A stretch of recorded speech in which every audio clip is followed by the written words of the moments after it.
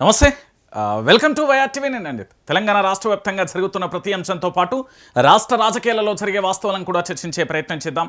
So Telangana రాష్ట్ర వ్యాప్తంగా జరుగుతున్న ప్రతి అంశంలో కూడా రాష్ట్ర ప్రభుత్వానికి సంబంధించి పూర్తి స్థాయిలో కూడా ప్రభుత్వం మీద వ్యతిరేకత అనేది రోజురోజుకు అంతకంతకు పెరుగుతున్న పరిస్థితి కనబడింది. ఎందుకంటే రాష్ట్ర ముఖ్యమంత్రిగా బాధ్యతలు స్వీకరించి నాటి నుంచి నేటి వరకు కూడా రాష్ట్ర ముఖ్యమంత్రి యనమల రేవంత్ రెడ్డి దగ్గర ఉన్న శాఖల విషయంలో పెద్ద దుమారమే రేగుతున్నది అనేది కూడా వాస్తవమైన విషయం. ఎందుకంటే రాష్ట్రానికి సంబంధించి విద్యాశాఖ మంత్రి రేవంత్ రెడ్డి, రాష్ట్రానికి హోంశాఖ మంత్రి రేవంత్ రెడ్డి, రాష్ట్రానికి మున్సిపల్ శాఖ మంత్రి రేవంత్ రెడ్డి, రాష్ట్ర ముఖ్యమంత్రి రేవంత్ రెడ్డి.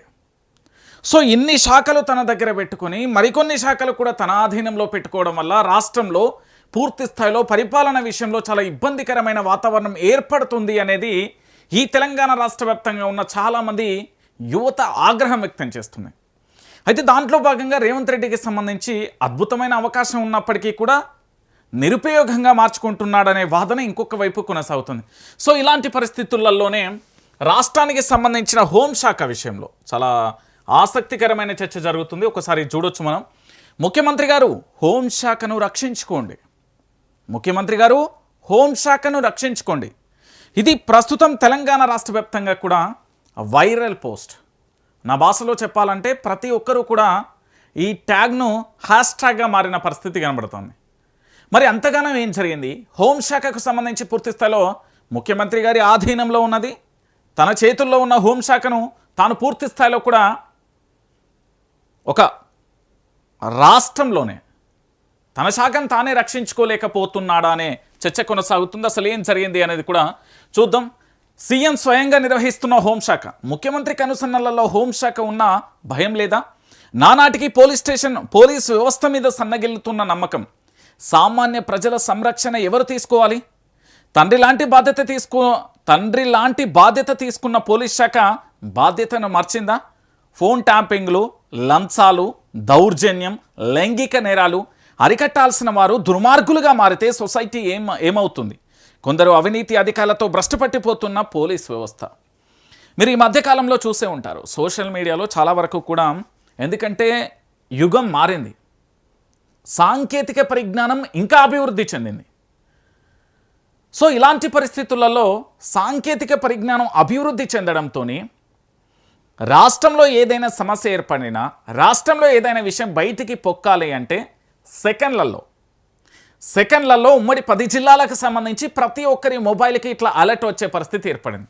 సో పోలీస్ శాఖకు సంబంధించి ఒక రకమైన భయం, ఆందోళన, అనుమానం, అభద్రతా భావం పోలీస్ POLICE ఆ పదం వినగానే అనిపిస్తుంది. ఎందుకంటే మీరు నిన్ననే చూశారు, నిన్న మొన్న కరీంనగర్కు సంబంధించిన SIకి సంబంధించి లైంగిక వేధింపులు, హైదరాబాద్లో మరో CI లైంగిక వేధింపులు, ఇంకొకరు ఫిర్యాదు చేయడానికి వస్తే లోబర్చుకున్న తీరు, ఇక కొందరి ఆఫీసర్లను చూస్తే ఎటు చూసినా కూడా వాళ్ళ మీద ACP రైడ్లు జరిగితే అవి 100 కోట్ల ఆస్తులు, అవి ఎక్కడి నుంచి ఎలా ఏ విధంగా వస్తాయో కూడా అర్థం కాని పరిస్థితి.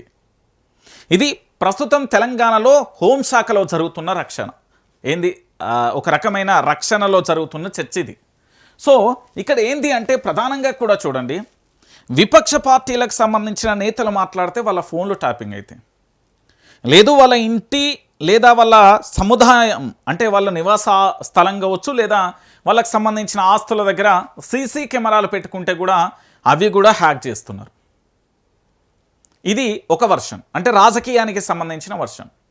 ప్రభుత్వానికి వ్యతిరేకంగా ఎవరైనా పనిచేసినా, ప్రత్యామ్నాయంగా ఎవరైనా ప్రయత్నాలు మొదలుపెట్టినా వాళ్ళ ఫోన్లన్నిటి కూడా పోలీస్ ఆధీనంలోకి ట్యాంపింగ్ జరుగుతున్నాయని గతంలో BRS పార్టీకి సంబంధించిన నేతలు, BJPకి సంబంధించిన నేతలు ఈ రాష్ట్రంలో చాలామంది కూడా వారి యొక్క నోటితోనే ఉచ్చరించారు. ఇది ఇట్లుంటే ఇంకొకటి లంచాల విషయంలో, లంచాల తీరు ఎట్లా మారిపోయింది అంటే చాలా భయంకరంగా మారిపోయింది.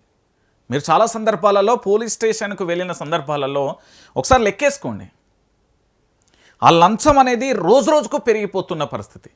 ఇక మరో అంశం ఏంటంటే వీళ్లకు సంబంధం లేకుండా భూ వ్యవహారాలలో కలగజేసుకుంటున్న పరిస్థితి మరొక వైపు. ఇక లైంగిక నేరాలంటే అవి పెద్దగా చెప్పాల్సిన అవసరం లేదు, ఎందుకంటే ఇక అవి రాష్ట్రంలో ఉన్న ప్రతి ఒక్కరు కూడా చూస్తున్నారు. రోజొక పత్రిక ఓపెన్ చేస్తే, ఏదైనా ఒక వెబ్సైట్ ఓపెన్ చేసినా లేదా ఏది ఓపెన్ చేసినా కూడా పూర్తి స్థాయిలో కనబడుతున్న పరిస్థితి కనబడతాను. అయితే ముఖ్యమంత్రి గారు హోంశాఖను రక్షించుకోండి అంటూ పూర్తి స్థాయిలో ఒక కథనానికి సంబంధించింది చూడొచ్చు. కళ్ళు మూసుకొని గుండెలపై చేయి వేసుకుని హాయిగా నిద్రపోతాం, కానీ కనుపాపను రక్షించాల్సిన కనురెప్పలు కాటేసి చంపేస్తే చూపు కోల్పోయిన ఆ మనిషి ఎవరికీ చెప్పుకోవాలి. తెలంగాణ పోలీసు వ్యవస్థ కూడా అలానే తయారైందని ఆందోళన వ్యక్తం చేస్తున్నారు సామాజికవేత్తలు. దేశాన్ని బార్డర్లో ఉంటూ రక్షిస్తారు భారత సైనికులు, అలాగే దేశం లోపల విద్రోహ శక్తుల నుంచి కాపాడతారు పోలీసులు. కానీ ఇప్పుడు సీన్ రివర్స్ అయింది. ఏ పోలీసునైతే మనం నమ్ముకున్నామో ఆ పోలీస్ తీరు రోజు రోజుకు దిగజారిపోతుంది, వారిపై నమ్మకం సన్నగిలుతుంది. అలాగని యావత్ పోలీస్ డిపార్ట్మెంట్ కలుషితమైందనడం లేదు. కొంతమంది దిగజారిన అధికారులు అప్రతిష్టమైన పోలీసు వ్యవస్థను నాశనం చేస్తున్నారు. పొగజూరిపోయిన పోలీసు వ్యవస్థపై ఒక ప్రత్యేక కథనానికి సంబంధించి చూసే ప్రయత్నం చేద్దాం. అయితే దీంట్లో చాలా రకాలుగా ఒక 4 అంశాలు ఉన్నాయి. అది కంపల్సరీగా కూడా తెలంగాణ సమాజానికి తెలియాలి, తెలంగాణ ప్రాంత ప్రజలకు కూడా తెలవాల్సిన అవసరం ఆవశ్యకత కూడా ఉంది. ఒకసారి చూడొచ్చు. ఇందులో నేను కొన్ని అంశాలు తెర మీదకి తీసుకొస్తా, ఒకసారి మీరు ఇవన్నీ కూడా చూడాల్సిన అవసరం ఉంటుంది. ఈ రాష్ట్రంలో అంటే తెలంగాణ రాష్ట్రంలో 2024 నుంచి 26 వరకు ఆగస్టు వరకు వివిధ చట్టవిరుద్ధ కార్యకలాపాలు, అవినీతి, క్రిమినల్ కేసులలో అరెస్ట్ అయినా లేదా సస్పెండ్ అయినా తీవ్ర విచారణ ఎదుర్కొన్న ప్రముఖ పోలీసులకు సంబంధించిన వివరాలను ఒక్కొక్కటిగా కూడా మీకు చెప్పే ప్రయత్నం చేస్తా. ఒకసారి చూడొచ్చు. ఇక్కడ ఒకటి టెలిఫోన్ ట్యాంపరింగ్. తెలంగాణ రాజకీయాలలో సంచలనం సృష్టించిన ఈ కేసులో పలువురు ఉన్నత స్థాయి పోలీస్ అధికారులు అరెస్ట్ అయ్యారు. వ్యూహాత్మకంగా ఫోన్ ట్యాంపరింగ్కు పాల్పడ్డారనే ఆరోపణలపై వీరిని అరెస్టు చేయడం కూడా జరిగింది. మీరందరూ కూడా చూశారు కదా ఫోన్ ట్యాంపరింగ్కు సంబంధించిన ఎపిసోడ్. నాటి ప్రభుత్వం, నేటి ప్రభుత్వం, రేపటి ప్రభుత్వం ఎవరు కూడా కేవలం రాష్ట్ర రక్షణ కోసం, దేశ భద్రత కోసం మాత్రమే వినియోగించుకోవాలి, కానీ దానిని పూర్తి స్థాయిలో వాళ్ళ సొంత రక్షణ కోసం వినియోగించుకుంటే కొంతమంది అధికారులు అందులో బలైపోయారు. ప్రధానంగా అరెస్ట్ అయిన అధికారులకు సంబంధించి ఒకసారి చూడొచ్చు. ప్రణీత్ రావు ఈ కేసులో మొట్టమొదటిసారిగా అరెస్ట్ అయిన పోలీస్ అధికారి. ఇంటెలిజెన్స్ విభాగంలో కీలక సమాచారాన్ని హార్డ్ డిస్క్లను ధ్వంసం చేసినట్టుగా ఆయన మీద ఆరోపణ ఉన్నది. ఇక రెండోది తిరుపతి అన్న additional SP Tumla Venkata Prasanna Rao DSP. Intelligence task ఫోర్స్కు చెందిన వీరు ఫోన్ ట్యాంపరింగ్ వ్యవహారంలో కీలక పాత్ర పోషించినట్లుగా నిర్ధారణ అయి అరెస్ట్ అయ్యారు. రెండో వ్యక్తి. ఇక మూడో వ్యక్తి రాధా కిషన్ రావు. ఈయన DSP task force phone tampering కేసులలో 4వ నిందితుడిగా అరెస్ట్ అయ్యారు. రాజకీయ ప్రముఖులు, జర్నలిస్టులు, వ్యాపారవేత్తలు సమాచారాన్ని కూడా అక్రమంగా సేకరించడంలో సహకరించినట్టుగా అభియోగాలు ఉన్నాయి. అంటే 1, 2, 3 ఇప్పటి వరకు 3కి సంబంధించి ఈ ఫోన్ ట్యాంపరింగ్కు సంబంధించిన పంచాయతీలలో అరెస్ట్ అయ్యారు. ఇది ఒక ఎపిసోడ్. ఇక రెండో ఎపిసోడ్ వచ్చి మీ అందరికీ తెలిసిన విషయమే. ఏసీబీకి సంబంధించి అక్రమ కేసులో అవినీతి నిరోధక శాఖ రికార్డుల ప్రకారం 2024లో 223 మంది, 2025లో 273 మంది అంటే అవినీతి అధికారులను ఏసీబీ అరెస్టు చేయగా అందులో పలువురు పోలీస్ అధికారులు ఉన్నట్టుగా తెలుస్తున్నది. అంటే ఏసీబీకి సంబంధించి ఆదాయానికి మించిన ఆస్తులున్నా, లేదా ఇన్కమ్ ట్యాక్స్ ఎగ్గొచ్చినా, లేదా లంచాల రూపంలో కానీ, దౌర్జన్యం రూపంలో కానీ, బెదిరింపుల రూపంలో కూడబొట్టిన సొమ్ము అంటే పాపపు సొమ్ము, ఆ పాపపు సొమ్మును కూడబెట్టుకున్న అధికారులకు సంబంధించి 2024లో ఏమో 223 మంది ఈ రాష్ట్రంలో చాలా వరకు కూడా అరెస్ట్ అయ్యారు. అంటే వివిధ శాఖలకు సంబంధించి 2025లో కూడా 273 మంది. ఏడాదికి మినిమం డబల్ సెంచరీ దాటుతుంది. ఇప్పుడు 2025లో అయితే ట్రిపుల్ సెంచరీకి దగ్గరికి వచ్చింది. సో దీంట్లో పోలీసులు కూడా చాలామంది ఉన్నారు. ఇప్పుడు మీకు ఒక్కొక్క అధికారికి కూడా చెప్పే ప్రయత్నం చేస్తాను. ఏది సంకిరెడ్డి భీమ్రెడ్డి, ఈయన డిఎస్పీ ఉన్నాడు, పోలీస్ కంప్యూటర్ సర్వీస్. అంటే జూలై 2026 ఆదాయానికి మించిన ఆస్తుల కేసులో తెలంగాణ ఏసీపీ అధికారులు ఈ ఏడాది జూలై 2026లో ఈయనను అరెస్టు చేశారు. సుమారు 300 కోట్ల విలువైన అక్రమాస్తులను గుర్తించింది ఏసీపీ అధికారులు. హైదరాబాద్తో పాటు వివిధ ప్రాంతాలలో జరిపిన సోదాలలో కూడా భారీగా ఆస్తులు బయటపడ్డాయట. అంటే ఒకసారి మీరు అందరూ కూడా ఆలోచించండి. 2026 సంవత్సరంలో అంటే స్టిల్ రైట్ నౌ అంటే 2026 జూలైలో 300 కోట్ల అక్రమ ఆస్తులు ఉన్నాయట ఈ డిఎస్పీకి సంబంధించి, సంకిరెడ్డి భీమ్రెడ్డి. అంటే పోలీసు వ్యవస్థ ఎంత అప్రతిష్ట పాలవడం, ఎంత దిగజారిపోతుందో చూడు, లంచాలకు మరిగినట్టు. కొంతమంది, అందరు కాదిల్లా. ఇక మూడో వ్యక్తి, ఇక ట్రైనీ ఐపీఎస్ అధికారి అరెస్ట్ ఉదయ్ కృష్ణారెడ్డి. మీ అందరికీ తెలుసు, ఈయనను చాలా ఛానళ్ళు కూడా ఏంది అంటే కానిస్టేబుల్తో ఐపీఎస్ అయిందని ఇక జాకీలు పెట్టి మరీ ప్రమోషన్ ఇచ్చిర్రు. మరి మనోడికి అహంకారమే వచ్చిందో, మరి ట్రాప్ అయ్యిండో, ట్రాపింగ్ చేసిండో, ఏం జరిగిందో ఆ పోలీసు వ్యవస్థకే తెలుసు. కానీ ఆయన ఏంది అంటే సర్దార్ వల్లభాయ్ నేషనల్ పోలీస్ అకాడమీలో శిక్షణ పొందుతున్న ట్రైనీ ఐపీఎస్ అధికారి ఉదయ్ కృష్ణారెడ్డిని హైదరాబాద్ సిటీ పోలీసులు జూలై 2026లో అరెస్టు చేసి రిమాండ్కు కూడా తరలించారు. తోటి మహిళా ట్రైనీ ఐపీఎస్ అధికారిని ప్రేమ పేరుతో వేధించడం, బెదిరింపులకు పాల్పడడం, వ్యక్తిగత చాట్లు లీక్ చేస్తానని హెచ్చరించడం వంటి ఫిర్యాదుల ఆధారంగా ఈ అరెస్టు జరిగింది. గతంలో ఈయన కానిస్టేబుల్గా పనిచేసి తర్వాత సివిల్స్ కూడా సాధించారు. ఇక దీంట్లో నిజంగా చెప్తున్నా నేను, మా మగజాతికి ఈరోజు చట్టాలు ఏం లేవు. మనం మాట్లాడకపోయినా ఏమనకపోయినా కేసులు పెట్టే పరిస్థితి ఉంది. మీరు మహిళలకి ఎంత దూరంగా ఉంటారో అంత మంచిది. లేకపోతే అన్యాయంగా ఉత్తి పుణ్యానికి జీవితం కొలాప్స్ అయిపోతుంది. అట్లనే అయిపోయినాయి చట్టాలు. ఒకసారి చూడు, కానిస్టేబుల్ టు ఐపీఎస్ అయిన వ్యక్తి, ఏది సిఐ కోపం మీద పూర్తి స్థాయిలో చదువుకుంటున్నా నువ్వు ఐపీఎస్ అవుతావా అని హేళన చేస్తే అక్కడి నుంచి పూర్తి స్థాయిలో ఐపీఎస్ అయ్యి ఆఖరికి ఇట్లా అయిపోయింది ఆయన పరిస్థితి. ఇక ఇతర శాఖలకు సంబంధించి, ఇతర శాఖాపరమైన అరెస్టులకు సంబంధించి, సస్పెండ్లకు సంబంధించి ఒకసారి చూద్దాం. ఇది కాకుండా రాష్ట్రంలో వివిధ జిల్లాల్లో అక్రమ సంబంధాలు, ఇల్లీగల్ రిలేషన్షిప్, లంచాలు తీసుకోవడం, విధులలో నిర్లక్ష్యం వహించడం, క్రిమినల్ కేసుల నేపథ్యంలో అనేక మంది సర్కిల్ ఇన్స్పెక్టర్లు, సబ్ ఇన్స్పెక్టర్లు, ఇతర క్రింది స్థాయి సిబ్బందిని కూడా ఆయా జిల్లాల ఎస్పీలు, కమిషనర్లు సస్పెండ్ చేయడం, కొన్ని కేసులలో అరెస్టు చేయడం కూడా జరిగింది. దీనికి ముఖ్య ఉదాహరణ నేను చెప్తా. మలక్పేట ఇన్స్పెక్టర్గా పనిచేస్తున్న కుంభం నరసింహ గతంలో ఏది సుల్తాన్ బజార్ పోలీస్ స్టేషన్లో ఇన్స్పెక్టర్గా పనిచేసిన కాలంలో కొన్ని కేసుల దర్యాప్తులో తీవ్ర నిర్లక్ష్యం ప్రదర్శించినట్లు, విధి నిర్వహణలో లోపాలు ఉన్నట్లుగా ఒక అంతర్గత విచారణలో తేలింది. ఈ శాఖాపరమైన విచారణ నివేదిక ఆధారంగా హైదరాబాద్ పోలీస్ కమిషనర్ అంటే సిపి సజ్జనార్ ఈ ఇన్స్పెక్టర్ను తక్షణమే సస్పెండ్ చేస్తూ జూలై 26, 2026న ఉత్తర్వులు జారీ చేశారు. ఇక ఇటీవల జూబ్లీ సిఐ శ్రీనివాస్ రెడ్డి అనే అధికారి తీవ్రమైన ఆరోపణలతో సస్పెన్స్కు గురి కావడం కూడా మనం చూసాం. ఇక ఏసీపీ డేటా, సాధారణ క్రైమ్ రికార్డుల ప్రకారం ప్రతి ఏటా లంచం తీసుకుంటూ పట్టుబడుతున్న పోలీస్ కానిస్టేబుళ్లు, ఎస్ఐలు, సిఐల సంఖ్య కూడా 10ల సంఖ్యలో ఉందంటూ ఇలాంటి సంఘటనలు చూస్తే విస్తుపోవాల్సిన పరిస్థితి అవుతాను. ఒక విధమైన ఏహ్యభావం కూడా కలుగుతుంది. రక్షించే ఒక ప్రతిష్టాత్మకమైన వ్యవస్థలో భక్షించే చీడపురుగులు లాంటి అధికారులు ఉన్నంతకాలం ప్రజలకు నమ్మకం సన్నగిల్లుతూనే ఉంటుంది. ఈ పోలీస్ డిపార్ట్మెంట్లో ఇంటెలిజెన్స్ వ్యవస్థ అనేది చాలా శక్తివంతంగా ఉంటుంది. ఎక్కడ అక్రమాలు జరిగినా వెంటనే పసిగట్టే అవకాశం ఉంటుంది. అయినా కొంతమంది ఆ వ్యవస్థను సైతం ఏమార్చుకుంటున్నారు. అలాంటి వారు చట్టాలకు భయపడరు, కోర్టులు అంటే వారికి లెక్క ఉండదు. తప్పు చేసి తీరా దొరికిపోయిన తర్వాత ఆశ్చర్యపోవడం ప్రజల వంత అవుతుంది. ఇలాంటి కలుపు మొక్కలను ఏర్పారాయాల్సిన అవసరం ఎంతైనా ఉంది. నిజానికి ఒక శక్తివంతమైన వ్యవస్థ గురించి ఇలా రాస్తే దౌర్భాగ్య పరిస్థితి రావడం చాలా దురదృష్టకరం. మరో విశేషం ఏంటంటే సాక్షాత్తు తెలంగాణ రాష్ట్ర ముఖ్యమంత్రి యనుమల రేవంత్ రెడ్డి గారు స్వయంగా పోలీస్ శాఖను పర్యవేక్షిస్తున్నారు.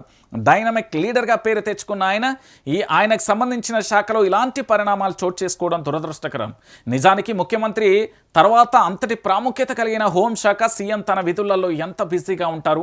ఈ క్రమంలో పోలీస్ శాఖను నియంత్రించడం చాలా కష్టసాధ్యమవుతుంది. అలాంటి శక్తివంతమైన శాఖను ఒకరికి అప్పగిస్తే ఆ బాధ్యతలు వారు తీసుకుంటారు. అప్పుడు శాఖ అద్భుతంగా పనిచేయడానికి వారు కృషి చేస్తారు అనేది విశ్లేషకుల వాదన. సో మొత్తానికి రేవంత్ రెడ్డికి సంబంధించి హోంశాఖ అనేది ఆయన చేతులకు వెళ్ళి పరారైపోయినట్టే కనబడుతుంది అనేది తెలంగాణ రాష్ట్రానికి సంబంధించిన సమాజం వ్యక్తం చేస్తున్న ఒక అంశం.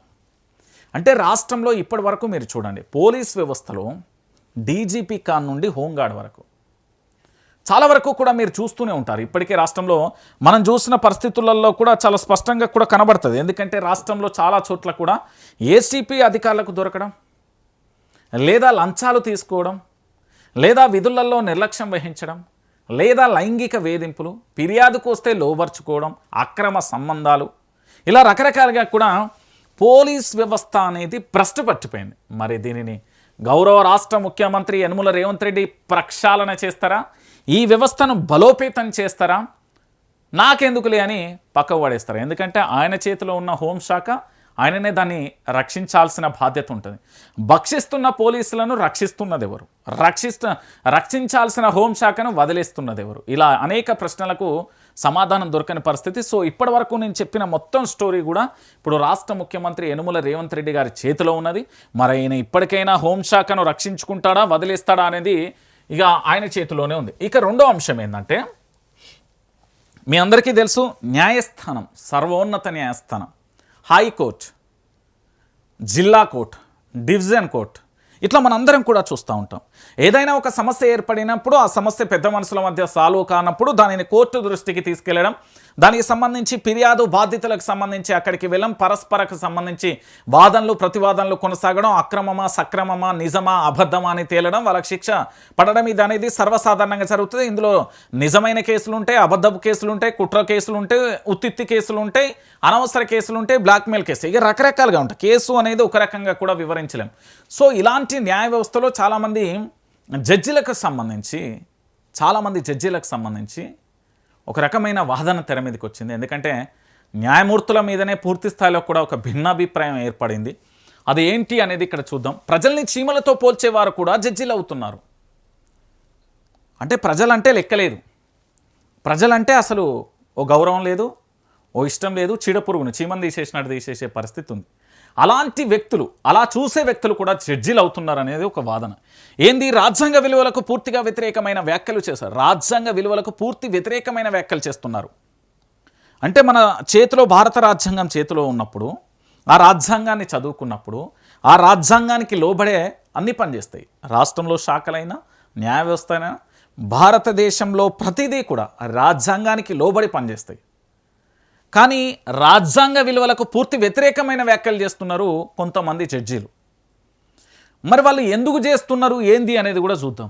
జడ్జీల నియామక తీరు సరిగ్గా లేదట. ఏంది అంటే జడ్జీలను నియమించే తీరు ఏదైతే ఉందో అది చాలా వరస్ట్గా ఉన్నది అనేది వాదన. ఎంపిక కారణాలను పేర్కొనడం లేదు. దీంతో అసమర్థులందరూ కూడా ప్రవేశిస్తున్నారు. ప్రతిభావంతులకు అన్యాయం. కొలీజియం వైఖరి పారదర్శకతకు వ్యతిరేకం. దీన్ని మార్చుకోవాలి. సుప్రీంకోర్టు న్యాయమూర్తి జస్టిస్ ఉజ్జల్ భుయాన్ సంచలనమైన వ్యాఖ్యలు చేశారు. ఎందుకంటే న్యాయమూర్తుల నియామకాలు, పదోన్నతులకు సంబంధించి కొలీజియం అనుసరిస్తున్న తీరుపై సుప్రీంకోర్టు న్యాయమూర్తి జస్టిస్ ఉజ్జల్ భుయాన్ అసంతృప్తి వ్యక్తం చేశారు. జడ్జీల నియమిస్తున్న వ్యక్తులు ఎందుకు ఎంపిక చేశారా అన్న కారణాలను కొలీజియం వెల్లడించడం లేదు. దీనివల్ల న్యాయ వ్యవస్థకు తగని వ్యక్తులు ఆ రంగంలో ప్రవేశించి ఆ వ్యవస్థను ఇబ్బంది పాలు చేస్తున్నారు అనేది వాదన. అంటే న్యాయ వ్యవస్థలకు సంబంధించి పూర్తి స్థాయిలో ఒకసారి మనం ఆలోచిస్తే, ఇప్పుడు ఎల్ఎల్బి చేసి మంచిగా చదువుకొని టాప్ ర్యాంక్ వచ్చి లేదా ఎంట్రన్స్ ఎగ్జామ్లలో జడ్జిలు అయి చాలా వరకు కూడా వెళ్తారు కదా, అందులో అక్రమార్కులు కూడా ప్రవేశించడం వల్ల వాళ్ళు ఏం చేస్తున్నారంటే తామే అన్నీ అనేది ఇష్టం ఉన్నట్టుగా స్టేట్మెంట్లు ఇవ్వడం, ఇష్టం ఉన్నట్టు తీర్పులు ఇవ్వడం. రాజ్యాంగం నాకు అంతా తెలుసు, నన్ను మించిన వాళ్ళు ఒకరు లేరు. అసలు రాజ్యాంగం అనేదే ప్రజల రక్షణ కోసం. న్యాయ వ్యవస్థ అనేది ప్రజలు అన్యాయానికి గురవుతున్న వారికి న్యాయం కల్పించడం కోసం ఉండేదే న్యాయస్థానం. అది అందరికీ తెలుసు. నాకేదైనా అన్యాయం జరిగింది, పోలీస్ స్టేషన్ వల్ల కాలే, పెద్ద మనుషుల వల్ల కాలే, న్యాయస్థానానికి వెళ్తాం. న్యాయస్థానం ఏంది, దాన్ని పునఃపరిశీలించి దాని కేసు విచారణ చేసి వాస్తవాలు ఏందని వెలుగులోకి తీసుకొచ్చి అప్పుడు టేబుల్ మీద పెట్టే ప్రయత్నం చేస్తుంది. సో ఈ న్యాయ వ్యవస్థకు సంబంధించి పూర్తి స్థాయిలో కూడా మనం ఆలోచిస్తే, అయితే దాంట్లో జడ్జిలు ఉండే వాళ్ళు కూడా రాజ్యాంగ విలువలను పాటించకపోగా రాజ్యాంగ విలువలకు పూర్తి వ్యతిరేకమైన వ్యాఖ్యలు చేస్తూ ఇష్టానుసారంగా అడ్డగోలుగా మాట్లాడుతున్నారు అనేది వాదన. ఎందుకంటే సుప్రీంకోర్టుకు సంబంధించిన న్యాయమూర్తి జస్టిస్ ఉజ్జల్ భుయాన్ ఈసారే ఏమని చెప్పిండు అంటే, జడ్జిల నియామకం సరిగ్గా లేదు, కొలీజియం వ్యవస్థ సరిగ్గా లేదు, ఎందుకు వాళ్ళకున్న అర్హత లేనిది వాళ్ళని ఎందుకు నియమిస్తున్నారు, దానికి సంబంధించి పూర్వపరాలు ఏంటి అనేది ఇప్పటి వరకు కూడా చెప్పలేని పరిస్థితి ఉంది. సో మొత్తానికి కొలీజియం వ్యవస్థకు సంబంధించి మొన్ననే ఒక సీన్ మీద రిలీజ్ అయింది. న్యాయ వ్యవస్థకు సంబంధించి న్యాయస్థానంలోనే దైవం ఉంటుందంటూ పూర్తి స్థాయిలో కూడా లంచాలు లేకుండా, లేదా అక్రమార్కులకు చోటు లేకుండా, లేదా నిజమైన ఏది న్యాయమూర్తులు మాత్రమే ఉండాలి అనేది కొన్ని సినిమాలలో చూపెడతారు కదా, గట్లనే అయిపోయింది. సో ఈ వ్యవస్థను మార్చాలి. ఎందుకంటే ఇది రాజ్యాంగానికి గుడ్డలు పెట్టుగా మారిపోతుంది. అక్రమార్కులకే న్యాయం జరుగుతుంది, సక్రమార్కులకు న్యాయం జరగదు అనేది వాదన తెర మీదకి వస్తుంది. మరి దీనికి సంబంధించి ఈ వ్యాఖ్యలు ప్రస్తుతం దేశవ్యాప్తంగా చర్చనీయాంశంగా మారినాయి.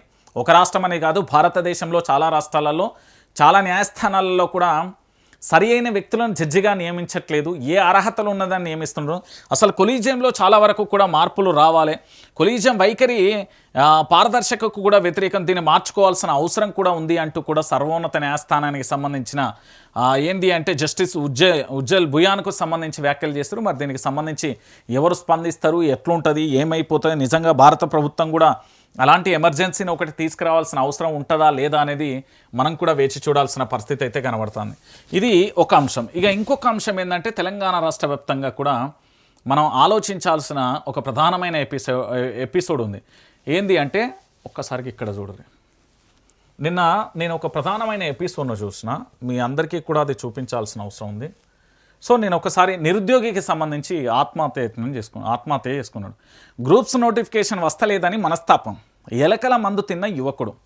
అభ్యర్థుల వాట్సాప్ గ్రూపులలో సూసైడ్ నోట్. ఖమ్మం జిల్లా న్యూ లక్ష్మీపురంలో ఘటన. జాబ్ క్యాలెండర్ అంటే కాంగ్రెస్ వాళ్ళకు ఓటేసినాం, బీఆర్ఎస్ ఇచ్చిన నోటిఫికేషన్లనే పూర్తి చేశారు. నేను రాసిన suicide note CM Revanth Rahul గాంధీకి చేరాలి. వేణుకుమార్.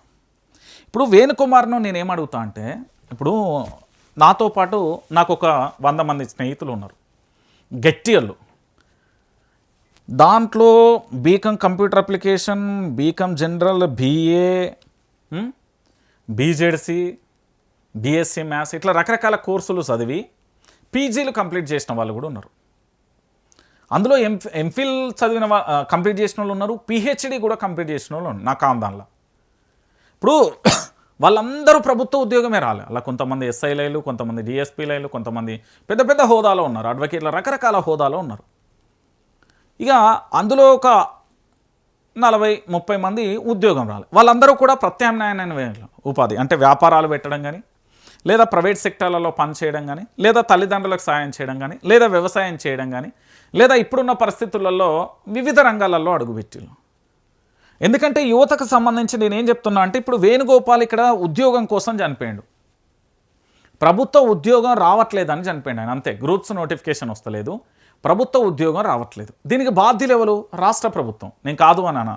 ఎందుకంటే రాష్ట్ర ప్రభుత్వానికి సంబంధించి ఇందులో జాబ్ క్యాలెండర్ జాడేది. నిరుద్యోగులలో పెరిగిన అసంతృప్తి, ప్రకటించిన పోస్టులన్నీ ఆ నోటిఫికేషన్లు రాలే. ఎన్నికల హామీగా జాబ్ క్యాలెండర్, ప్రకటించిన పోస్టులన్నీ కూడా నోటిఫికేషన్లు రాకపోవడంతో విమర్శలు, వచ్చిన నోటిఫికేషన్లలో నియామకాల జాప్యాలు, నిరుద్యోగులలో పెరుగుతున్న అసంతృప్తి, ప్రభుత్వం మధ్య రాజకీయ విమర్శలు, భవిష్యత్ ఎన్నికలలో కీలకంగా కూడా నిరుద్యోగులు ఉండే. జాబ్ క్యాలెండర్ లేదు, హామీలు నెరవేర్చలే, నిరుద్యోగులకు న్యాయం చేయలే. 2023 తెలంగాణ రాష్ట్ర అసెంబ్లీ ఎన్నికలలో కాంగ్రెస్ పార్టీ అధికారంలోకి రావడానికి నిరుద్యోగ సమస్యకు సంబంధించిన అంశమే కీలకంగా మారింది. బీఆర్ఎస్ ప్రభుత్వ హయాంలో ఉద్యోగ నోటిఫికేషన్లు, టీఎస్పీఎస్సీ పేపర్ లీకేజ్, పరీక్షల రద్దు వంటి అంశాలను ఎన్నికలలో ప్రధాన అస్త్రంగా ఉపయోగించిన కాంగ్రెస్ అధికారంలోకి వస్తే ప్రతి ఏడాది జాబ్ క్యాలెండర్ విడుదల చేసి ఉద్యోగ నియామకాలను సమన్వయ పాలనతో పూర్తి చేస్తామని హామీ ఇచ్చింది. ఉద్యోగులకు సంబంధించిన ఇచ్చిన హామీని కాంగ్రెస్ నెరవేరుస్తుందని నమ్మిన నిరుద్యోగులు గత అసెంబ్లీ ఎన్నికలలో గంపగుర్తుగా కాంగ్రెస్ వైపు మొగ్గు చూపారు. కాంగ్రెస్ పార్టీకి అధికారాన్ని కట్టబెట్టారు. అయితే కాంగ్రెస్ అధికారంలోకి వచ్చిన 3 ఏళ్లుగా వస్తున్న నిరుద్యోగులకు ఇచ్చిన జాబ్ క్యాలెండర్ను పూర్తి స్థాయిలో కూడా అమలు చేసిన దాఖలాలు కానరావడం లేదు. వాస్తవానికి 2024 ఆగస్టులో రాష్ట్ర ప్రభుత్వం 2024-25 జాబ్ క్యాలెండర్ విడుదల చేసింది. ఇందులో గ్రూప్ 1 ఉన్నది, గ్రూప్ 2 ఉన్నది, గ్రూప్ 3 ఉన్నది, డిఎస్సి ఉన్నది, టెట్ ఉన్నది, పోలీసు ఉన్నది, విద్యుత్ సంస్థలు ఉన్నాయి, ఆరోగ్య శాఖ ఉంది, అటవీ శాఖ ఉంది, ఉన్నత విద్య తదితర విభాగాలలో నోటిఫికేషన్లు విడుదల చేస్తామని ప్రకటించింది. ప్రభుత్వం తొలి ఏడాదిలోనే 60,000 ప్రభుత్వ ఉద్యోగాలు భర్తీ చేస్తామని ప్రకటించింది. అయితే జాబ్ క్యాలెండర్లో పోస్టుల సంఖ్య కంటే నోటిఫికేషన్ల సమాచారానికే ప్రాధాన్యత ఇచ్చారు. అయితే జాబ్ క్యాలెండర్ విడుదలైన 2 ఏళ్ళు అవుతుంది, కానీ క్యాలెండర్లో చెప్పిన తేదీలు, షెడ్యూల్ ఎంతవరకు అమలవుతున్నాయని ప్రస్తుతానికి సంబంధించి నిరుద్యోగులు ప్రశ్నిస్తున్నారు. ఇది నిరుద్యోగులకు సంబంధించిన అంశం. అయితే నిరుద్యోగులు కూడా ఆలోచించాల్సిన విషయం ఏంటంటే, నేను నిరుద్యోగులకు చాలా స్ట్రైట్గా ప్రశ్న అడుగుతున్నాను. ఎందుకంటే మీరు చదువుకోవచ్చు, జీవితం అంటే ప్రభుత్వ ఉద్యోగం ఒకటే కాదు కదా. ఎందుకంటే వేణుకుమార్కు సంబంధించి ఇప్పుడు ఈ వేణుకుమార్ ఉద్యోగం రాలేదని సూసైడ్ నోట్ రాసి చనిపోయాడు. ఓకే, అయిపోయింది. ఇప్పుడు వాళ్ళ తల్లిదండ్రులకు జ్వరం వచ్చినా, కష్టం వచ్చినా, నష్టం వచ్చినా, ఆపద వచ్చినా, ఏదొచ్చినా, రేపు దవాఖానలో పడ్డా నేను ఇవన్నీ కోరుకుంటలేను. మంచిగా ఉండాలనే ఒక కొడుకుగా నేను వాళ్ళ కుటుంబం చల్లగా ఉండాలనే అనుకుంటా. 100% అదే నేను ప్రార్థిస్తాను. కానీ ఇప్పుడు అర్ధాంతరంగా కొడుకు మీద పెట్టుకున్న ఆశయాలను అన్నింటినీ పూర్తి స్థాయిలో వదిలేసి, లేదు నాకు ప్రభుత్వ ఉద్యోగమే రావాలి. మీ నిరుద్యోగులలో రాజకీయం చేసే నిరుద్యోగులు ఎంతమంది లేరు? మీ నిరుద్యోగులకు సంబంధించి ఉద్యోగ అవకాశాలు కల్పిస్తాయని పార్టీలను మీరు ఎట్లా నమ్ముతారు? పార్టీ అనేది ప్రభుత్వంగా మారిన తర్వాత అప్పుడున్న వ్యవహార శైలి తర్వాత మారిపోతుంది కదా. మెడలు వంచాల్సింది మీరు, కానీ ప్రభుత్వాలను మార్చినంత మాత్రాన ఉద్యోగాలు వస్తాయనుకోవడం మూర్ఖత్వమైన ఆలోచన అది నా భాషలో. ఇలా బీఆర్ఎస్ ప్రభుత్వం ఇవ్వలేదని కాంగ్రెస్ ఉంది తెచ్చిల్లు, కాంగ్రెస్ ఇవ్వలేదని రేపు బీజేపీని తెస్తారా, రేపు బీజేపీ ఇవ్వలేదని కమ్యూనిస్టులను తెస్తారా, కమ్యూనిస్టులను తెస్తే మళ్ళీ బీఆర్ఎస్, ఏ పార్టీని తెస్తారు? పార్టీలను మారుస్తే మీకు ఏమొస్తుంది? కేవలం ప్రభుత్వ ఉద్యోగమే జీవితం కాదు కదా. మరి అట్లా అనుకుంటే ఇక అనిల్ అంబానీ, ఆదాన్ Ambani, Bill Gates, Elon Musk వీళ్ళందరూ ఏమైపోవాలిగా? ప్రభుత్వ ఉద్యోగమే లక్ష్యం అయితే ఇక వీళ్ళందరూ ఎందుకు అంటున్నా నేను. ధనవంతులు వాళ్ళు ఎట్లా ఇల్లు అంటున్నా. ఏ ఉద్యోగం చేసినా అది గొడ్డు సాకిరీ అవుతుంది. వ్యాపారాలలో రాయించడం మీ విజనరీ బయట పెట్టరు. చదువుకున్నది కేవలం ఉద్యోగం కోసమే. ఆ ఉద్యోగం రాలేదని సూసైడ్ చేసుకున్నాడు ఏంది మూర్ఖత్వం కాకపోతుంది? అరే మనిషిపై నువ్వు ఉన్నదే ఒక్క జన్మ, తల్లిదండ్రులు ఎన్నో ఆశలు తోని గంపెడ ఆశలతోని పెంచి పెద్దోని చేస్తే ఇలా ఉద్యోగం రాలేదనిసత. అరే గ్రూప్స్ రాకపోతే ఇంకా వేరే ఏం ఉద్యోగాలు లేవా? ప్రభుత్వ శాఖలకు గిన్ని నోటిఫికేషన్లు పడ్డాయి, బొచ్చ నోటిఫికేషన్లు వచ్చినాయి, భవిష్యత్తులో కూడా వస్తాయి. ప్రత్యామ్నాయంగా ఎంతమంది అదేంది చాలామంది నిరుద్యోగులు నేను కళ్ళతో చూసిన. నేను వాళ్ళు పని చేయడంలో నేను తప్పుగా అసలే భావించా. కొంతమంది క్యాటరింగ్ చేస్తారు, వాళ్ళు వచ్చిన దాంతో చదువుకుంటారు, పార్ట్ టైం చేసుకుంటారు, వాళ్ళ ఇంటికి పంపిస్తారు, వాళ్ళు హ్యాపీగా ప్రభుత్వానికి ప్రిపరేషన్ అవుతారు. నేను ఈ మధ్య కాలంలోనే ఈ వారం రోజులలో మొన్ననే నేను ఒక పోలీస్ కార్యాలయానికి వెళ్ళినప్పుడు పని మీద, అక్కడ ఒక పెద్ద ఆఫీసర్ డిఎస్పీ స్థాయి ఉంటుంది, ఆ సార్ కూడా ఇంకా చదువుతుండు. అదే కాంపౌండ్లో అక్కడే సెక్యూరిటీగా చేస్తున్న వ్యక్తి ఆయన కూడా ప్రిపేర్ అవుతాడు. మరి ఆయన నేను అడిగిన, ఇంత పెద్ద సార్ దగ్గర పని చేస్తున్నావు, ఎంత వస్తాయి నెలకంటే 26,000 వస్తాయి సార్. మరి మళ్ళీ ఏం చదువుతున్నావు అంటే ప్రిపేర్ అవుతున్నా సివిల్స్కి అంటుండు, జాబ్ చేస్తుండు. మ్యారేజ్ గల ఆయన యువకుడే, 26 ఏళ్ళు ఏమో ఉంటాయి నాకు తెలిసి, 26, 27 ఉంటాడు ఇక అంతే. ఆయన చదువుకుంటుండు. మళ్ళా ఈ మధ్యకాలంలో మన పెద్ది సుదర్శన్ రెడ్డికి సంబంధించి ఇక్కడ హైదరాబాద్ యశోద హాస్పిటల్లో అడ్మిట్ చేసినప్పుడు కొంతమంది పరామర్శ చూడ్డానికి వచ్చిళ్ళు. వాళ్ళ నాయకుడు కాబట్టి కంపల్సరీ వస్తాం. వచ్చి చూసిర్రు, ఏం చేస్తున్నావు అంటే వ్యవసాయం చేసుకుంటాం. మరి గ్రూప్స్ అవి ఇవి ప్రిపేర్ అవుతున్నావు కదా అని నేను అడిగితే, అవుతున్నా, దానికి దీనికి ఏం సంబంధం? వ్యవసాయం చేసుకుంటారు, పొద్దంతా పని చేసుకుంటారు, సాయంత్రం పోయి చదువుకుంటా. చిన్నప్పుడు పొద్దంతా బడి పోయి సాయంత్రం ట్యూషన్లో పోలే, తర్వాత పోయి బాయిల కాడికి సాయంత్రం రాలే అని చాలామంది కూడా అందరూ కూడా పాజిటివ్గా వాళ్ళ జీవితాన్ని ముందుకు సాగిస్తా అంటే, ఎవరో రాజకీయ నాయకుడు వచ్చిండు, వాడు ఇక ఉద్యోగాలు రావట, ఇంకొక ఆయన మేధావి అయినట వచ్చిండు ఉద్యోగం ఇయ్యారట, గావాళ్ళ ముచ్చట్లు నమ్మితే బజార్ల బట్టలు ఇప్పే రకం పొలిటీషియన్స్ మాటలు మీరు నమ్ముకుంటే, నేను మళ్ళీ చెప్తున్నా, చాలా బాధాకరమైన వరస్ట్ సిచ్యువేషన్ ఇన్ తెలంగాణ. మీరు మీ జీవితాన్ని మీరు నమ్ముకోర్రి. నేను ఇప్పుడు తెలుగు చదువుకుంటే నేను విశ్లేషణాత్మకంగా అద్భుతంగా నేను రాయగలుగుతా, ఇంగ్లీష్ చదివితే హిందీ చదువుకుంటే కమ్యూనికేషన్లు వస్తాయి, భారతదేశంలో ఎక్కడైనా తిరగగలుగుతాం, అన్నిటి మీద మనకు గ్రిప్ వస్తుంది. సైన్స్ వచ్చిందనుకో మనకంటూ ఓ ప్రయోగం చేయొచ్చు. సోషల్ చదివిన అనుకో దానికి సంబంధించి భారతానికి సంబంధించిన రాజకీయాలు అన్ని వ్యవస్థల మీద ఒక అవగాహన వస్తుంది. గట్లా ఆలోచించుకొని ముందుకు పోవాలి. కానీ లేదు నాకు ఉద్యోగం వస్తలేదు, దీనికి కేసీఆరే బాధ్యుడు, రేవంత్ రెడ్డి బాధ్యుడు, లేకపోతే బండి సంజయ్ బాధ్యతుడు, కిషన్ రెడ్డి బాధ్యతుడు, లేకపోతే కమ్యూనిస్టులే బాధ్యతలు, లేకపోతే నిరుద్యోగ జేఎస్లే బాధ్యతలు, మేధావులే బాధ్యతలు, లేకపోతే మీడియా బాధ్యతలు, గీదంత ఎందుకు? మీరు పోరాటం చేయాలనుకుంటే రేవంత్ రెడ్డి ఇంటికి పోరి, అపాయింట్మెంట్ తీసుకోర్రి, ఆయనతో మాట్లాడురు, చర్చించుర్రు, లొల్లి చేయరు, గాయబ్ చేయరు, సంపాదించుకోర్రి. మీరు ఎప్పుడు రాజకీయ నాయకుడిని నమ్ముకుంటే అది ఒక మూర్ఖత్వపైన ఆలోచన. నేను చెప్తున్నా కదా, నేను కూడా చదువుకున్నా, 15 ఏళ్ళ కింద కంప్లీట్ చేసిన పీజీలు. అరే చదువుకోకపోతే దాన్ని ప్రత్యామ్నాయం తీసుకొని పానం తీసుకున్నాడు ఏంది భయ్? పానం తీసుకుంటే ఇప్పుడు నీ ప్లేస్లో దేవుడు అయ్యో ఏదో తప్పు జరిగిపోయింది మళ్ళీ పంపిస్తాడా? వాళ్ళు ఏం చేస్తారు? ఇప్పుడు నిరుద్యోగులందరూ మీ ఇంటికి వస్తారు, రాజకీయ నాయకులందరూ మీ ఇంటికి వస్తారు, మీ నియోజకవర్గానికి సంబంధించి ఎమ్మెల్యే మీద కాస్త ఎఫెక్ట్ పడుతుంది. వీళ్ళు 4 రోజులు దాన్ని ప్రెస్ ముంగట మీడియా ముంగట మాట్లాడతారు, నిరుద్యోగులు ధర్నా చేస్తారు, రాస్తారోకోలు చేస్తారు, తర్వాత వాళ్ళు వెళ్ళిపోతారు. తర్వాత మీ తల్లిదండ్రుల పరిస్థితి ఏంది, నీ కుటుంబ పరిస్థితి ఏంది? ఇవన్నీ ఆలోచించుకోవాలి కదా. ఇవన్నీ పక్కన పెట్టి రాష్ట్ర వ్యాప్తంగా పూర్తి స్థాయిలో నిరుద్యోగులు నేను చెప్తున్న ఆలోచన విధానాన్ని మార్చండి. లేదు మా ప్రభుత్వాన్ని మాకు ప్రభుత్వ ఉద్యోగమే రావాలంటే గజ్జి పట్టుకుంటే కాదు. అందులో సెంట్రల్ ఉంటాయి, స్టేట్ ఉంటాయి, రకరకాలుగా ఉంటాయి. ఆలోచించుకోరి. మనం ఏది చేయగలుగుతాం అది చేసేసేయరు. ఏముంటుంది అందులో? ఎందుకు సమయాన్ని వృధా చేస్తారు? నిరుద్యోగుల పోరాటం అంది కొంతమంది రాజకీయ నాయకులుగా మారిపోతారు. ఇక పొద్దుగాలు లేస్తే రేవంత్ రెడ్డిని తిట్టుడే, లేకపోతే కేసీఆర్ తిట్టి వాళ్ళ పని అది నిరుద్యోగ చేసే అని ఇంకోలు. అల్టిమేట్గా ఒకసారి కొడితే డన్, రాకెట్ దిగిపోవాలి, బుల్లెట్ దిగాలి, మళ్ళీ మనకు నోటిఫికేషన్ రావాలి. గసంటి ఉద్యమం ఒకటి గట్టిగా చేయాలి. కానీ అయ్యో ఈయన మంత్రి హామీ ఇచ్చిండు చేస్తారట, ఆయన హామీ ఏం చేస్తారు? ప్రభుత్వం అనేది వాళ్ళ యొక్క కార్యకలాపం ఏంది, వాళ్ళ షెడ్యూల్ ఏంది? ఈరోజు ప్రభుత్వం మంచి పరిపాలన చేయాలి, వాళ్ళు ముందుకు సాగాలి, వాళ్ళ ఆలోచనలు వాళ్ళకు ఉంటాయి. రాజకీయ నాయకుడు ఇవాళ ఎమ్మెల్యే అయితే రేపు మంత్రి కావాలంటే మంత్రి అయినోడు సీఎం కావాలి, సీఎం అన్నోడు పీఎం అనుకుంటారు. వాళ్ళ ఎదుగుదల కోసం చూస్తారు. మీ గురించి ఎందుకు ఆలోచిస్తారు? ఇప్పుడు రాజకీయ నాయకుల ఇళ్లలో వాళ్ళ పిల్లలు తినే తిండి మన గురుకులాలలో ఎస్సీ ఎస్టీ బీసీ మైనార్టీలకు సంబంధించిన హాస్టళ్లలో తిండి సేమ్ తింటారా? వ్యత్యాసం అనేది చాలా ఘోరంగా ఉంటుంది. నిరుద్యోగులు ఆత్మహత్య చేసుకుంటారంటే అది మూర్ఖత్వ ఆలోచన. బోడ సునీల్ నాయక్ చేసుకున్నాడు. ఎంత అల్లాడిపోతుందో తెలుసా వాళ్ళ కుటుంబం, వాళ్ళ అన్న, వాళ్ళంతా సోదరులు. ఇప్పటికీ అరే ఒక వ్యక్తి పోతే మళ్ళీ వ్యక్తిని రీప్లేస్ చేయలేం భయ్. ఉద్యోగం పోతే ఇంకో ఉద్యోగం తెచ్చుకోవచ్చు, వ్యాపారం పోతే ఇంకో వ్యాపారం చేసుకోవచ్చు.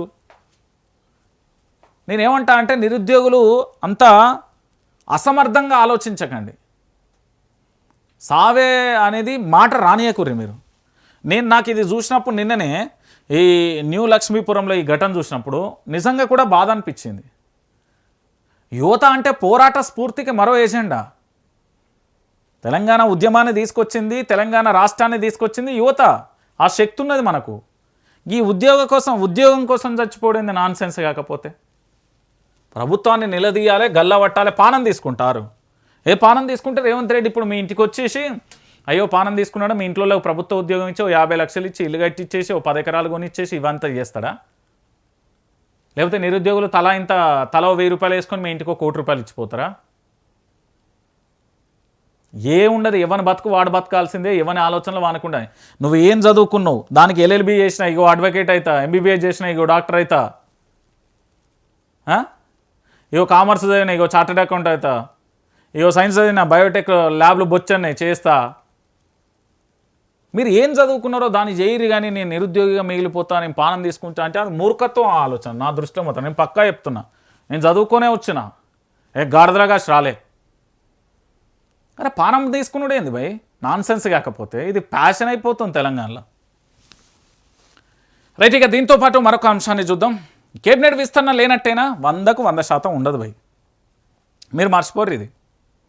ఈ టర్మ్లో కొత్త మంత్రులు ఉండకపోవచ్చు. సీఎం సన్నిహిత లీడర్ల మధ్య టాక్. అమాత్య యోగం అటకెక్కినట్టేనా అంటే నిజమే. ఎందుకంటే ఇప్పుడు ప్రస్తుతానికి సంబంధించి తొలగించే ఉద్దేశం రేవంత్ రెడ్డికి లేదు, కొత్తలను పెట్టుకునే ఉద్దేశం కూడా ఆయనకు లేదు. ఎందుకంటే రేవంత్ రెడ్డి ప్రభుత్వానికి సంబంధించి ఇప్పుడు ప్రభుత్వం కొనసాగుతుంది. అయిపోయా. ఇప్పుడు మంత్రులు నామమాత్ర మంత్రుల, ఉత్తుత్తి మంత్రుల, జిరాక్స్ మంత్రుల, ఒరిజినల్ మంత్రుల ఇవన్నీ పక్కన పెట్టినా కూడా ఢిల్లీ అధిష్టానం ఇప్పుడు మార్పులు చేర్పులు చేయదు. ఇప్పటికే కల్లోలంగా ఉన్నదాన్ని సునామీ తెచ్చుకోరాలు. రేవంత్ రెడ్డి మీద ఎన్ని విమర్శలు చేయొచ్చు కాక, రేవంత్ రెడ్డి ప్రభుత్వంలో నుంచి రాజీనామా చేసి వెళ్ళిపోవడానికి సిద్ధపడచ్చు గాక. కానీ ఇదే రేవంత్ రెడ్డికి సంబంధించి ఇప్పుడు కేబినెట్ విస్తరణ చేయడు అనేది కూడా అంతే విషయం. రాష్ట్రంలో కేబినెట్ విస్తరణ అంశం ఇక అటకెక్కినట్టేనా అనే ప్రచారం జరుగుతుంది. ఇప్పుడున్న పరిస్థితులలో కొత్త మంత్రులు అవసరం లేదనే వాదన తెర మీదకి వచ్చింది. పాలన అంతా సవ్యంగా ఉన్నప్పుడు ఖాళీగా ఉన్న మంత్రి పదవులు ఎందుకు అని ప్రశ్నిస్తున్నారు. భర్తీ ఎందుకు అని ప్రశ్నిస్తున్నారు. ఇటీవల సీఎం రేవంత్ రెడ్డికి అత్యంత సన్నిహితుడిగా ఉండే ఒక 2 లీడర్లు సెక్రటరియట్లో కనిపించినప్పుడు కేబినెట్ విస్తరణ ఎప్పుడూ ఉంటుందని ఆరా తీయగా కేబినెట్ విస్తరణ ఎందుకు? ఈ టర్మ్లో అసలు విస్తరణ అనేదే ఉండకపోవచ్చు అనేది ఆసక్తికరంగా మారిపోయింది. ఆ 2 ఖాళీగానే సీఎం రేవంత్ రెడ్డితో కలుపుకొని 16 మంది మంత్రులు ఉన్నారు. మరో 2 పదవులు మాత్రమే కావాల్సి ఉంటాయి. సో దీనికి సంబంధించి పూర్తి స్థాయిలో కూడా ఈ 2 ఖాళీలు ఏవైతే ఉన్నాయో ఆ ఖాళీలకు సంబంధించి విద్యాశాఖ అయినా హోంశాఖ అయినా ఈ ఖాళీలను రేవంత్ రెడ్డి ఎప్పటికీ కూడా భర్తీ చేయడం గుర్తుపెట్టుకోరు. విద్యాశాఖ అనేది రాష్ట్ర ప్రభుత్వానికి, విద్యా వ్యవస్థకు సంబంధించి పూర్తి స్థాయిలో ప్రైవేట్ కాలేజీలు కావచ్చు, ప్రభుత్వానికి సంబంధించి రేవంత్ రెడ్డి దగ్గరనే ఉంచుకుంటాడు. హోంశాఖ కూడా రాష్ట్రానికి సంబంధించిన పరిపాలన వ్యవస్థలో పూర్తి స్థాయిలో కూడా ఇది కూడా తన దగ్గరనే పెట్టుకుంటాడు. ఇంకొకరికి ఇచ్చే ఆలోచన ఉండదు. రేవంత్ రెడ్డి ఇంకొకరికి ఇయ్యబోడు, ఇది ఫిక్సు. రేవంత్ రెడ్డిని ఇచ్చిన ప్రభుత్వాన్ని ఇజ్జత్ తీసినా లేదు ఇంకేం చేసినా అల్టిమేట్గా మాత్రం రేవంత్ రెడ్డి మాత్రం కేబినెట్ విస్తరణ చేయడు. ఇది వాస్తవమైన విషయం. ఒకవేళ చేయాలనుకునే పరిస్థితి ఏర్పడితే అప్పటికి దాన్ని ఏదో ఒక టాపిక్ డైవర్షన్ చేస్తాడు, మత్పరిస్తాడు, పక్కకు జరుపుతాడు. రేవంత్ రెడ్డికి ఇప్పుడు కేబినెట్ విస్తరణ చేసే ఆలోచనే లేదు. ఆలోచన కూడా రాకపోవచ్చు. ఇక్కడ ఉండే కథనమే కాదు, నేను చెప్పేది కూడా వాస్తవం. విజయశాంతి తిరగబడ్డా, తెలంగాణలో చాలామంది నేతలు రేవంత్ రెడ్డి మీద తిరగబడ్డా ఆయన రోజు బలంగా ఎట్లా కావాలనే కాన్సెప్ట్లో ఉన్నాడు తప్ప బలహీనంగా ఎట్లా మారాలనే ఆలోచనలో లేడు. హోంశాఖ ఇస్తే ముఖ్యమంత్రి తర్వాత అతిపెద్ద పోస్టు, ఆయనకి 80% బలం పోతుంది. విద్యాశాఖ అయితే ఉన్న 20% కూడా పోతుంది.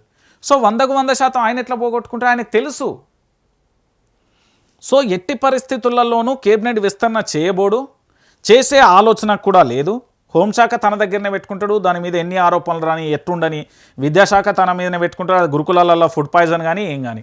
నేను అందుకే చెప్పిన రాజ్యాన్ని మార్చడం ఒకటే కాదు, రాజ్యాన్ని పనిచేయించుకోవాలి మనం. ఇప్పుడు కేసీఆర్ ప్రభుత్వానికి సంబంధించి ఓడగొచ్చి కాంగ్రెస్ని తెచ్చినాం, మార్పు అన్నాం. ఏమొచ్చింది మార్పు? నాకు ఒక 4 చెప్పుర్రి. తెలంగాణ సమాజాన్ని మొత్తం అడుగుతున్నా, నేను కూడా బాధ్యత ఉన్నాయి. అందుకే నేను ప్రశ్నిస్తున్నా. నేను నా తప్పును నేనేంది అంటే కడుక్కునే ప్రయత్నం చేస్తున్నాను.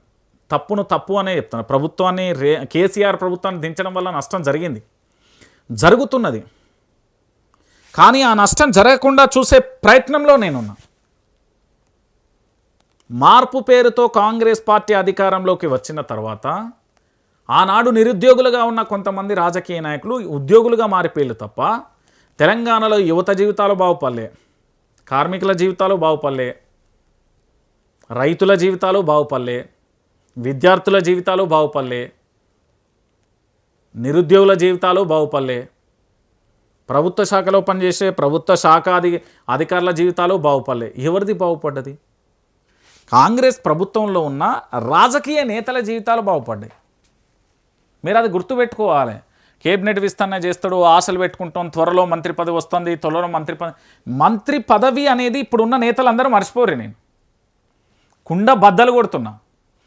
కేబినెట్ విస్తరణ రేవంత్ రెడ్డి చేయడు. ఎందుకు అంటే ఆయనకు ఇష్టమే లేదు. కేబినెట్ విస్తరణ చేస్తే అంశమే లేదు. దీని గురించి నేను ఒక 100 సార్లు ప్రయత్నం చేసిన, ఏది సమాచారాన్ని సేకరించే ప్రయత్నం చేసిన. ఎందుకు అని అన్నారు, డైరెక్ట్ అన్నారు. హోంశాఖ రేవంత్ రెడ్డి దగ్గరనే ఉంటుంది, విద్యాశాఖ ఆయన దగ్గరే ఉంటుంది, మున్సిపల్ శాఖ ఆయన దగ్గర, ఆయన రేవంత్ రెడ్డి అయిపోయింది. సీఎం ఆయన దగ్గర రెండు మంత్రి పదవులు ఉంటే తప్పేంది, ఏమవుతుంది, ఏం జరుగుతుంది, ఇప్పుడు ఎవరికి ఇవ్వాలి, అంత క్యాపబిలిటీ ఎవరున్నారు, అంత కెపాసిటీ ఉన్న పర్సన్ ఏమున్నది, మా ప్రభుత్వాన్ని అస్థిరపరచవచ్చు, మా ప్రభుత్వం ఆగం కావచ్చు, మా ప్రభుత్వం మీద ఇప్పటికే వ్యతిరేకత ఉంది, మేము ఎట్లనైనా మా ప్రభుత్వాన్ని మేము కాపాడుకోవాలి, ఇంకొకరికి ఎందుకు ఇవ్వాలి, ఏం చేయాలి, ఏం నష్టం వాటిల్లిందనే కోణంలోనే మాట్లాడుతున్నారు తప్ప మరి కేబినెట్ విస్తరణ చేద్దాం, విద్యాశాఖకు మంత్రి పెడదాం, దాన్ని రివీల్ చేద్దాం, మంచిగా చేద్దాం.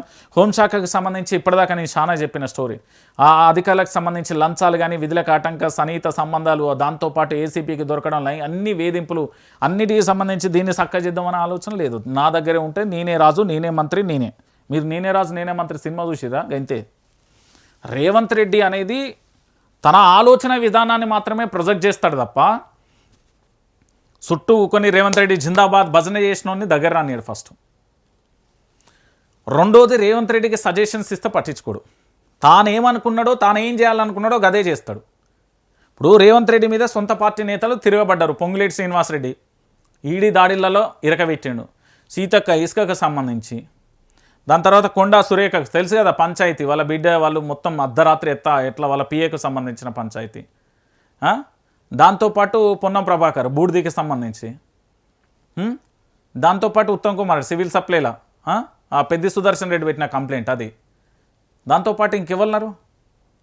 తనను కాదని ఒక్క అడుగు ముందుకేస్తే ఆ వేసిన వ్యక్తుల మీద 100 రకాలుగా విచారణ సంస్థలు ప్రారంభమవుతాయి. సో ఆయన దగ్గర అన్ని ఆలోచన, తాను ఏం చేయాలనుకుంటాడో గదే చేస్తాడు తప్ప నేను ఇదే చేయాలనుకున్నా, నేను గదే చేస్తా అంటే చేయడు. నేను చెప్తున్నా కదా, రైట్. ఇక దీంతో పాటుగా ఇదే కాంగ్రెస్ పార్టీలో మళ్ళొక అంశం, నామినేటెడ్ పార్టీ పదవుల భర్తీపై పీసీసీ ఫోకస్ చేసింది. ఇన్ఛార్జ్ మంత్రులకు అభ్యర్థుల లిస్టు తయారీ బాధ్యతలు అప్పచెప్పింది. ఇవాళ ఉమ్మడి జిల్లాల పార్టీ ముఖ్య నేతలతో సమావేశాలు. గాంధీ భవన్లో పీసీసీ చీఫ్ మహేష్ కుమార్తో మంత్రి తుమ్మల, ఎంపీ వేం నరేందర్ రెడ్డి భేటీ. 60% నామినేటెడ్ పోస్టులు పాత నాయకులకే ఇవ్వాలనే నిర్ణయం. పిఏసిఎస్సి చైర్మన్లు, డైరెక్టర్లతో పాటు ఇతర పదవులని పాతోళ్లకే. పీసీసీ వర్కింగ్ ప్రెసిడెంట్పై కసరత్తు. త్వరలోనే ఢిల్లీకి 4 పేర్లు అంటూ కూడా చెప్తున్న పరిస్థితి కనబడుతుంది. సో పీసీసీ వర్కింగ్ ప్రెసిడెంట్ పైన కూడా కసరత్తు. ఇక్కడ విషయం ఏంటి అంటే, ఎవరైతే మంత్రి పదవులు రాలేదో ఏది ప్రభుత్వంలో, ఎవరైతే అసంతృప్తితో ఉన్నారో వాళ్ళకు పార్టీ బాధ్యతలు అప్పచెప్పే ప్రయత్నం జరుగుతుంది ఒకటి. రెండో విషయం ఏంటంటే, ఇప్పటికే అసలు కాంగ్రెస్, వలసవాద కాంగ్రెస్ అనేది 2 వాదనలు ఉన్నాయి. సో ఈ పంచాయతీని రూపుమాపే ప్రయత్నంలో భాగంగా 60% వాళ్ళకి ఇస్తారు, 40% వీళ్ళకి ఇస్తారు. రెండోది అయిపోయింది. ఇక మూడో విషయం ఏంటంటే, ఇక్కడ ఈ లీస్ట్ అంతా తయారు చేసే బాధ్యత ఏంటి అంటే, ఉమ్మడి జిల్లాలకు సంబంధించిన ఉమ్మడి 10 జిల్లాలకు సంబంధించి ఆ జిల్లాలకు సంబంధించిన నేతలు ఎవరైతే ఉన్నారో ఆ నేతలతో సమాచారాన్ని తీసుకోవడంతో పాటు, వాళ్ళ దగ్గర పేర్లను తీసుకోవడంతో పాటు, వీళ్ళ వర్గానికి సంబంధించిన వ్యక్తులను టాలీ చేయడంతో పాటు, మళ్ళీ ఫైనల్గా అందులో నుంచి మళ్ళీ ఒక జిరాక్స్ కాపీని తీసి దాన్ని ఢిల్లీకి పంపించే ప్రయత్నం జరుగుతుంది. ఇది రెండో అంశం. ఇక మూడోది ఏంటంటే, పార్టీని స్థిరం చేస్తారు, పటిష్టం చేసుకుంటారు. పార్టీని పటిష్టం చేసుకున్న తర్వాత పదవులు లేని వాళ్ళకి పదవులు వస్తాయి. దాంతో మంత్రి పదవుల పంచాయతీ జోలికి ఎవరు రారు, కేబినెట్ విస్తరణ అడిగారు. సో ఇది అందులో కలిసిపోతుంది. అదే ప్రయత్నంలో భాగంగా కాంగ్రెస్ ఫోకస్ పెట్టింది. ఊకే ఈ ఏంది ఒకరి మీద ఒకరు విమర్శలు, ఒకరి మీద ఒకరు ఏడ్చుడు, విమర్శలు, ప్రతి విమర్శలు, నిరసనలు ఇవన్నీ లేకుండా పూర్తి స్థాయిలో ఫోకస్ పెట్టే ప్రయత్నం చేసింది. అంటే కాంగ్రెస్ పార్టీ తనను తాను రక్షించుకోవడంతో పాటు తనను తాను పటిష్టం చేసుకోవడానికి ఓ ప్రయత్నం జరుగుతుంది. దాంట్లో భాగంగానే పూర్తి స్థాయిలో కూడా ఇదొకటి నడుస్తుంది. ఇక దీంతో పాటుగా ఇంకొక అంశం, ఈ ఫార్ములా ఈ రేస్లో ఏమీ లేదురా నాయన అంటే, లేదు ఏదో ఒకటి ఉన్నది, ఎలకపోక్క తవ్వైనా దొరకబడదాం అనేది ఆలోచన. మరి ఈ సలహా ఎవరు ఇస్తాలో, రేవంత్ రెడ్డికి ముచ్చట ఎవరు చెప్తారో నాకైతే ఇప్పటికే అర్థం కాదు. ఫార్ములా ఈ కేసు వెనుక అనేక సందేహాలు వ్యక్తమవుతున్నాయి. ఈ కేసును రాజకీయ కక్షతోనే పెట్టారనే ఆరోపణలు బలంగా వినబడుతున్నాయి. జరిగిన సంఘటనలు, జరుగుతున్న పరిణామాలు పరిశీలిస్తే నిజమే అన్న అనుమానాలు కూడా వ్యక్తమవుతున్నాయి. వాస్తవంగా ఫార్ములా ఈ రేస్ కేసుతో ఏం జరిగింది, ఫార్ములా ఈ రేస్ కేసును ఎలా మారింది అనే దానిపై ఇప్పుడు జోరుగా చర్చ జరుగుతున్నది. ఏది పగతోనే ఫార్ములా ఈ కేసు ఎట్లా అంటే, కేసు వెనుక అనేక సందేహాలు ఉన్నాయి. ఒక సంస్థ నుంచి మరొక సంస్థకు డబ్బులు వెళ్తే స్కామా? ఇప్పుడు ఏది రాష్ట్ర ప్రభుత్వానికి సంబంధించి ఏదైనా ఒకదానికి ఆన్లైన్ ట్రాన్సాక్షన్ జరిగితే అది తప్ప, నేరం ఎట్లయితే ఎట్లా స్కామ్ అవుతుందో ఒకసారి తెలంగాణ సమాజం మొత్తం చెప్పాలి. నా అకౌంట్లో ఉన్న డబ్బులు ఇంకొకరి అకౌంట్లోకి నేరుగా వెళ్ళినాయి, బై క్యాష్ కూడా వెళ్ళలే, అది స్కామ్ ఎట్లయితుంది? ఇది ఒకటి. రాష్ట్ర ఖ్యాతిని పెంచేందుకు ఈవెంట్ పెడితే అవినీతి, అఫీషియల్గానే ఈవెంట్ జరిగితే అవినీతి ఎలా జరిగినట్టు? దేశంలోనే తొలిసారిగా హైదరాబాద్లో ఈవెంట్, వివిధ దేశాల నుంచి తరలి వచ్చిన టూరిస్టులు, ఈవెంట్తో పెరిగిన కోట్ల రూపాయల వ్యాపారం, రాష్ట్రానికి తరలి వచ్చిన వేల కోట్ల పెట్టుబడులు, ఇంత జరిగితే మరి అవినీతి ఎలా? రాజకీయ కక్షతోనే కేసినాడు. ఏం లేదు, అల్టిమేట్గా కల్వకుంట్ల చంద్రశేఖరరావు గారి వారసుడు Kalvakuntla Taraka Rama Rao, BRS party working president, Congress ప్రభుత్వం యొక్క వైఫల్యాలను చాలా క్లారిటీగా కూడా, చిన్నప్పుడు బల్లే పంతులు పాఠాలు చెప్పిన తర్వాత హోంవర్క్ కానీ పరీక్షలలో ఏమైనా మార్కులు వస్తే బెత్తం తీసుకొచ్చా అంటే కట్టె తీసుకొచ్చి చింతపండు చేస్తాడు చూడు, చింతపండు చేస్తాడు కదా చదవమని మంచిగా. గట్లనే కాంగ్రెస్ ప్రభుత్వం చేస్తున్న తప్పులను ప్రజాక్షేత్రంలో ఎత్తి చూపినందుకు ఈ ఫార్ములా ఈ కేసు అనే ఓ కేసు పెట్టి ఏదో ఒకటి చేయాలి, కానీ అల్టిమేట్గా డ్యామేజ్ చేయాలనే ప్రయత్నం చేస్తున్నది తప్ప ఇలా ఏం లేదురా ఆయన అంటే, అరే ఏదో ఉన్నది భయ్, మేము ఎందుకు, ఏదో ఒకటి ఉన్నది, కొండందవి ఎలకని దొరకబడతాం అన్నట్టుగా ఏదో ఉంది. ఈ ఫార్ములా ఈ కేసు అయినా కాళేశ్వరం అయినా ఏం లేదల్లా, ట్రస్ట్ మీ, అలా ఏం లేదు. ఫార్ములా ఈ కేసును గత బీఆర్ఎస్ ప్రభుత్వం 2023 ఫిబ్రవరిలో నిర్వహించింది. దేశంలోనే తొలిసారిగా ఈ ఈవెంట్ను గ్రాండ్గా నిర్వహించింది. అంతర్జాతీయంగా తెలంగాణ ప్రఖ్యాతి పెంచేందుకు రాష్ట్రానికి పెట్టుబడులు ఆకర్షించే లక్ష్యంగా హైదరాబాద్ ప్రపంచ స్థాయి ఈవెంట్లకు కేంద్రంగా ఉంటుందని చాటిచెప్పే అందుకు అప్పటి ప్రభుత్వం ఈ ఈవెంట్ను ఆర్గనైజేషన్ చేసింది.